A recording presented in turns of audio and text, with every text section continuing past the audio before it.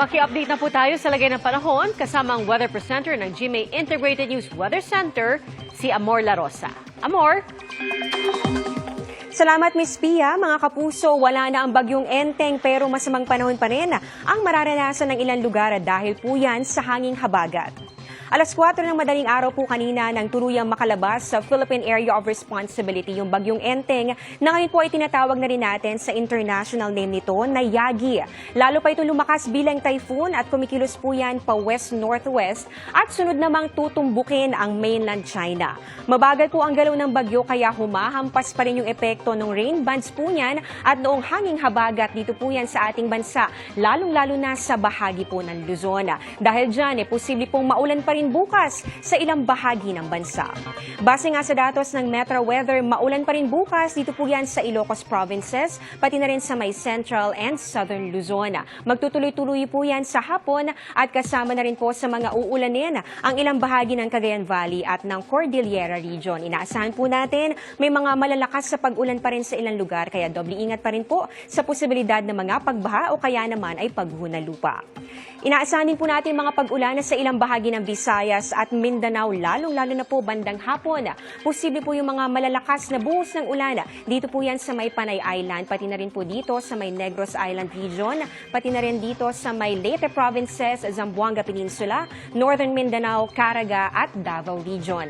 Sa Metro Manila naman, pwede rin pong maulit ang mga pag-ulan bukas. Muli po mga kapuso, yan po ay mga pabugso-bugso o pwede pong titigil lang saglit, pero maya-maya ay bubuhos na naman. Kaya huwag pong kalimutang magdala ng payong at mag-monitor po ng advisories ng Pag-asa.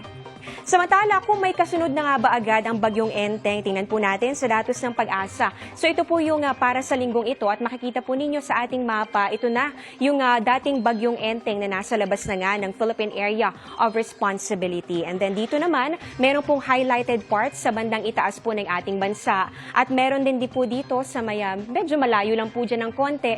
Ito po yung mga namumuong sama ng panahon at may tsansa na ito ay maging bagyo. Dito naman sa Pacific Ocean, meron din pong mabubuo na weather disturbance.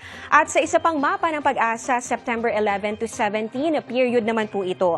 May bagong mabubuong weather disturbance dito po yan sa western section naman ng Northern Luzon. Pero mababa naman ang tsansa po nitong maging bagyo. Yung nasa itaas sa bahagi po ng ating PAR, nananatili pong mataas. Yung tsansa nito na maging bagyo, pero pwedeng hanggang dito lang po yan sa may northern boundary ng ating PAR. At itong isa naman sa Pacific Ocean, ito po posible po na yan ay maging bagyo, kikilos po yan pa northwest hanggang sa makapasok na ng tuluyan dito sa loob ng Philippine Area of Responsibility. So mga kapuso, ito pong dalawang ito yung ating tututukan sa mga susunod na araw. Sabi ng Pag-asa, sa ngayon lahat ng ito po ay cloud cluster o mga kumpol ng mga ulap pa lamang. At dahil po masyado pang malayo, hindi pa po natin tiyak yung magiging track nito. Marami pang pwedeng magbago kaya patuloy po nating imomonitor sa mga susunod na araw.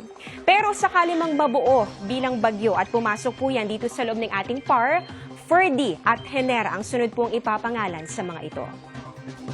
At yan ang latest sa lagay ng panahon. Ako po si Amor La Rosa. Ito ang GMA Integrated News Weather Center. Maasahan anuman ang panahon.